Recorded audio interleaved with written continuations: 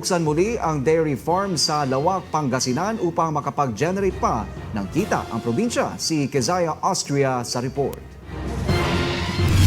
Sa pangunguna ni Provincial Government Governor Amado Espino III at ni Lawak Mayor Ricardo Balderas, lumagda ito ng Memorandum of Agreement upang mabuo at i-rehabilitate ang 5.7 hektarya sa Barangay Marabok upang mas makapag-generate pa ang probinsya ng karagdagang kita.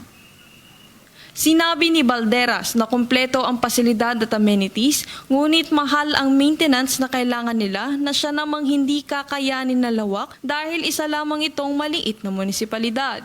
Dagdag ni Balderas, mahigit 4 na milyon na nagagastos kada taon sa kanilang operational expenses. Anyay ang nakaraang administrasyon ay nagkaroon ng 3 milyong pisong utang sa Pangasinan Electric Cooperative 3 o Panelco sa pagpapatakbo ng farm at naayos na ito paunti-unti sa kasalukuyan.